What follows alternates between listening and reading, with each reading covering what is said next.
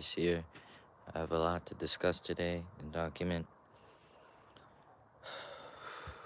Today, January 6, 2025, my mother was unlawfully transported to DSH, which is the Department of State Hospitals of Metropolitan in Norwalk, California. Around 2 a.m., they woke her up in her cell in Todd Road Jail facility, stating that she is going home. That's what they said. They said that she was going home, and she had a feeling that she wasn't going home because she knows their games. They like to play bullshit games, especially psychological torture games. And sure enough, they brought her out. They sent her to the main jail for transfer.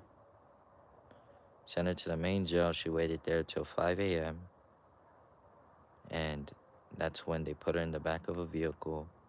And then they directed her to the state hospital in Norwalk.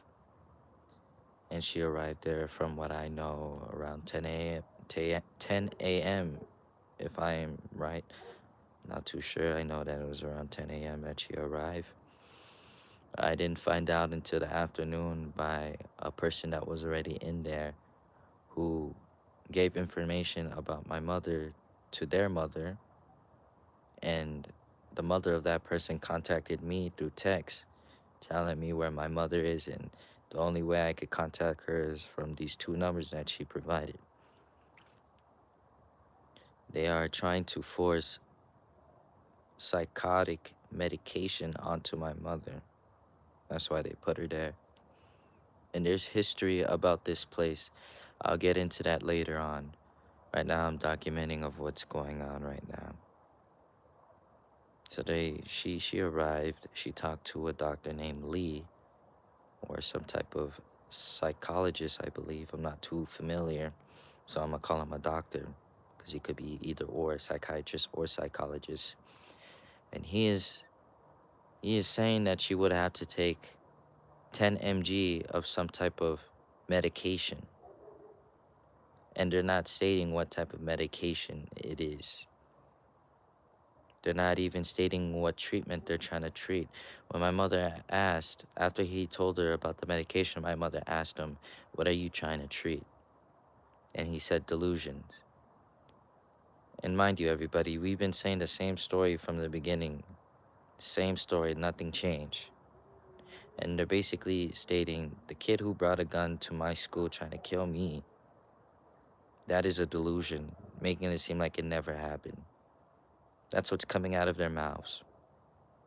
So he told my mom that he's trying to treat delusion, but he's not elaborating. Shouldn't a doctor elaborate what type of illness that you supposedly have? Shouldn't he have documentation? He didn't provide none of that. He didn't provide who and what and why. They only state that the court ordered my mom to the transport. The court ordered my mom to be transported to that state hospital. But the calendar records still says the same. Since December 11th, it said something about transporting to the state hospital. It took them almost about a month and a half to send her to the state hospital. Where is the update that she arrived there? If anything, if they were planning to send her to that state hospital, it would have to be on the 8th. They put her a few days before the 8th into the state hospital. So nothing is documented or recorded that she's in there or has been in there before the 8th of January. So I called the office. I told them what exactly is going on. I gave them my information, my name, and who I'm speaking on the behalf of. I talked with them and explained how my mom doesn't have any mental history, and that her competency that she submitted into the court, the one that she was found competent on March 3rd of 2025, was submitted into the courthouse March 17th of 2025. Okay?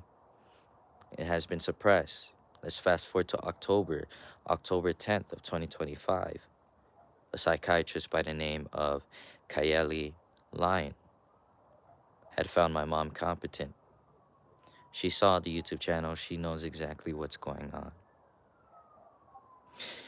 They suppressed that as well. Then you guys are familiar with the recent lives that I went not too long ago when they're scrambling for a defense. That title, the name of the video, you check it out. You see Dr. Stephen Roof. That man submitted a false declaration on November 3rd when he tried to conduct an evaluation on October 25th of 2025. That's the day he was impersonating to be another doctor that he wasn't. That's why he sued. They are going based on his evaluation. Mind you guys this. My mom had 2 previous valid competencies. 2, right? They're valid. Why didn't the court make a decision to do something? But they are so quick to make a decision when they are supposedly found incompetent. So Stephen N. Roof filed his invalid competency November 3rd of 2025. And it went straight through. They just took it. And then they placed my mom in the state hospital. So when I'm explaining the people on the phone what is going on, can you give me some type of verification? Sorry about that. That's a horse or a donkey. So I asked to give a verification, some type of paperwork on what you guys are trying to treat. They don't give me nothing. They don't give me any type of excuse to give on this type of shit that they're doing for so long. So I'll be posting other videos that I've clipped today of me talking to those people. It's fragments because I don't have much storage on my phone. And speaking of my phone, my battery is about 16%. So if it dies when I'm talking, you know why. So I'm talking to these people. It's ridiculous. When you watch these videos, you will see what what is going on. Okay. So I'm gonna start with the first person I talked to giving information about my mom and what's going on, how the courthouse is sued, right? The Superior Court of Ventura County is sued on the behalf of Maritza Miranda. All right, for sure. Maritza Miranda and my father, right? They are aware of that. Therefore, there's a conflict of interest. The court cannot order, what I mean by the court, the judge themselves, cannot order bull crap. They can't because they haven't showed us for a whole year, almost 2 years now, or maybe almost 3 years now going on forward, that they don't have no legal justification or jurisdiction to continue the bullshit that they're doing. They don't want to prove it. They don't want to give us our discovery unredacted. Why is that? Because as I stated before, we could use that to sue them for all the bullshit that they put us through. So I gave that information to that lady when I first talked to her. Calm, speaking to her politely. But it seems like when you speak to these people politely, they think that you're foolish, you know? But I put her in her place later on. So back to what I was stating. That happens. I call my mom. I get to talk to her and see what's going on in there, how she's doing in there. It's all right. The environment is not for her. She doesn't belong there. But compared to the situation she was in before at the Todd Road Jail facility, where she's around mentally ill, competent people and surrounded in her own cell, you know, it really messes with you psychologically because you're in there, and that's not good for the mind. You need the sun, you need fresh air, you need all of that. So I'm glad that she has fresh air where she's at right now, and she's not surrounded by a bunch of cages. That's the only thing that I'm grateful for. But the only thing that I'm not grateful for is that they're trying to force medication onto my mother. She has no history of psychotic medications. She doesn't have any type of history of any mental illness. We've been living our lives for a good 20-something years now. I live with my parents. I lived good. So I don't understand how they're forcing this narrative. So Back to what I was stating. My mother provided me some numbers in there that she found around the environment that she's in. I called those numbers. One of them were a human advocate, right? So they basically talk to you about your rights if they were violated within that metropolitan state hospital. So I called them, I give them a call. I'll be posting this video later on by part one, part two, part three. So this part that I'm talking to you about would be labeled part two. So part two, I talked to this man and I'm explaining how she doesn't belong in that confinement. I give him the facts and details that you would hear later on in the video. And then the man tries to pause me and stop me there, doesn't want me talking anymore because I know exactly what I'm stating and I know what I'm talking about. He tries to cut me off and state, well, if you're talking about confinement, you must speak with an administrator or someone higher, right? So I said, okay, cool. So what does this advocate thing deal with, right? What do you do if you're an advocate in the most politest way? And then he gave me my question I was looking for, or the answer. He stated something that how they protect people's rights within that institution if they were violated. So I said, okay, well, my mom has no psychological history, neither does she have any psychotic medication history. So therefore, they're trying to force some medication onto her, which is a violation of her rights. Then he asks me for my name, and I give him my name. And then I tell him that I am the son of Maritza Miranda. And then that's when he says, oh, I'll go speak with her. It's been all day today, guys. He said that he would find her and talk to her. He did not speak with her. He did not talk with my mom. It's been a while now, and I haven't heard nothing about that man speaking with my mom. And I believe, yes, Heather, I'm reading a comment from the live. Yes, Heather, she should be able to refuse. And this is what they stated. If she refused to take the pill of the 10 mg, they will shoot her up with an injection of that medicine, probably even a higher dose. So they said that. And what that is that's a form of intimidation. That's a form of coercion. Coercion. I'm sorry if I can't pronounce it. And they're doing it. Basically, this is a form of terrorism, intimidation, inflicting fear, inflicting trauma. And these people think it's totally normal, like nothing we say or do matters or exists. That's pretty much their narrative. And I got done talking to that man. I talked back with my mom to see how she's doing. And it's just the same. She's just been there, staying in there. She has until 10 o'clock to be on the phones. Uh, I then talked to the supposed social worker that is appointed to her from that institution. I forgot her name. I believe it's Naomi, if I'm familiar. But you guys will hear it later on in the video when I publish it. She gives me a call back because supposedly she called me 3 times early this morning around 10 a.m. But I only have one call from her on the call log at 12:08 p.m. She lied to my mom, stated that she called her 3 times and left a voicemail. My voicemail doesn't work. So one thing she's lying about is her calling 3 times. She only called once. And that when I tried picking up the call, like let's say you missed a call and you try calling that number back on your call log, it doesn't go through. So I had no form of communication with that number. So then later on, around 30, 40 minutes ago, she gives me a call back. I talk to her, tell her the same thing. So what's going on? Why do you guys have my mother in that confinement? She stated, well, the court ordered her to be there, and they're holding her there until she is supposed stable. That they're holding her there until she's supposedly stabled, until she understands the charges that are formed against her, right? So we go back and forth. I'm telling her this.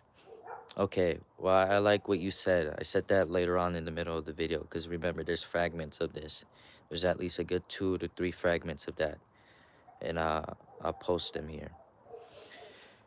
She talks about how she needs to understand the charges, and I stated, okay, well, since they're alleged, right? Because she said that they're alleged, and she's telling me if I understand that, and I clearly do. So, if they're alleged, I told her, shouldn't you think that the police should have some type of warrant or eviction order to confirm those charges? And then maybe we could take that step to understand the charges formed against us? She goes around that question. She's not answering my questions. She's going around it. So I gave her just a very simple warning. And this is a warning for her here if she watches the YouTube. I don't know. Or one of those minions in Moore Park, okay? If they watch this, just letting you know, everything is documented. I don't miss nothing. Everything is written down. Everything's recorded. So I stay this here, right now. You force any type of medication in a form of intimidation, fear, or any sign of terrorism, you will be sued, especially that institution. That institution itself, Metropolitan in Norwalk, California, Los Angeles, will be sued. Just that. She felt some type of way that I told her that I'm recording. And she said that that was inappropriate. And I told her, well, you guys aren't playing fair. So, I'm basically doing this for my own protection and for me and my family. I'm sorry I hurt your feelings that I was recording. Well, you know what hurt my feelings? Me and my family? You guys violating our rights like if we're nothing but a piece of dog. Like we're nothing. That's my point. You're treating us like dogs, treating us like animals, when in reality, you guys are acting like animals and you have no fucking humanity. So, this is being put here and said what's going on here. And this is a form of retaliation. Because recently, we found out that the Ninth Circuit never closed my father's habeas corpus that document everything from November 15 all the way to April 8th of 2025, or November 15 all the way to July 31st. And this is what's crazy. I called the North District, basically the Ninth Circuit in San Francisco, and I have a recording, I think. No, I don't have a recording, but I have the aftermath after recording that they stated that they sent a mail to my father's facility, which is 600 South Santa Paula Todd Road Jail. They sent a letter there on July 31st of 2025 about a COA, which is a certificate of appealability. Basically, they're waiting for my father's response so they could proceed in a way. Maybe give a judgment. Who knows how the appeal court works. My father never received that on July 31st of 2025. And I found out that the case is still open over 6 months now, which is a good sign, hopefully. So my father sent out a letter to the Ninth Circuit on Sunday around 5 p.m. So hopefully it reaches out by tomorrow or Thursday, but I'll most likely give a call on Wednesday to see the status and check up about the case number and all that. If you guys are interested, I'll give you guys the case number for the Ninth Circuit. The Ninth Circuit case number is 25-4582. It's Mondesir versus Ventura County. So now that we got that out of the way, this is somewhat like a form of retaliation what they're doing. They put my mom in that state hospital, trying to force medication, speed up the process in state proceedings so they could cover up what the fuck they're doing right now. So recently today, my father was talked to by mental health, which is like psychiatrists or doctors that come to visit you within the jail. They brought him to a room, they spoke with him about his grievance on his movement, how they're gonna move him back to general population, which is the normal setting, a normal fitting for his environment, for people that are competent. So they were telling him, do you want to move now or do you want to move on the 21st on his court date? Because this is what's going on, everybody. The supposed jail, the only reason why they're holding my father, they stated, is because the courthouse, Superior Court, nobody else, meaning like the judges, the DAs, those type of government administrators, are holding my father in the jail because he is supposedly incompetent. Mind you, these people that are government administrators are not, once again, are not doctors. They didn't go to school for medical stuff. They went to school for law stuff. And they're ignoring the evaluations that are brought, right? They're ignoring the evaluations that are brought by these valid doctors who found my father competent. All four psychiatrists slash psychologists found my father competent. Satara Khan Mohammadi, Linda Onishiko Redwine, Mike Rodriguez, and the most recent finding, Catherine Emmerich, November 19 of 2025. She submitted it into the record. She found my father competent. The court refuses, mind you, they refuse to lose. Just because they have the money, they think they have the power to continue the bullshit that they're doing right now as we speak. No, it's not gonna happen. I don't care how much money in the whole damn world that you have, you're not gonna get away with violating me and my family's rights, treating us like dogs, treating us lower than human, when the shit that was done to us, all that shit was done to us, and they refuse to acknowledge it. They refuse to look at the evidence. They refuse. Because on the day of September 18th of 2024, they believe that they stolen everything. They believe they stolen all our evidence. They believe that they stolen everything to cripple us. Yeah, they stolen our money to cripple us, but that's not stopping me from fighting. I still have my parents. I still have my legal paperwork. I still have half of the evidence on the computer, on the cloud, and they'll never be able to get through that. So this is information for you guys to know what the heck is going on in an update. And most likely they're going to move my father to the general population tomorrow morning. So he will be in a normal fitting zone. And he has to wait until January 21st and see what the court has to say about him either being competent or incompetent. That's the only reason why the jail is supposedly holding him there. So I want to talk to you guys about the state hospital. It is as corrupt as it gets. It is as corrupt as it gets. I will be providing a YouTube channel later on in the description. There was this man. This is a brief summary that I know about it. I haven't fully looked into his channel. But this is a man that used to work within the state hospital in Metropolitan, who was once a guard there, like a deputy or a cop there. And he talks about all type of misconduct of what's been going on. If you want to understand this case a little bit, I suggest you watch his channel a little bit to understand our information and what I'm stating, because this is wrong. This is very wrong, everybody. They put my mom in a state hospital and trying to force medication onto her, and they refuse. Once again, just like the government, just like the government administrators that are forcing this false narrative, they are doing it as well over there in this state hospital. They refuse to look at the YouTube. They refuse to look at the suits. And they stated that the reason why they're not looking into the YouTube channel and the suits is because it is not the same thing. They basically want my mom to understand those charges. Two, they basically are stating what happened literally all over this channel never happened, and that this event that brought us to jail is totally something different, which is false. Because if that was the case, why did they steal all of our money in the form of retaliation?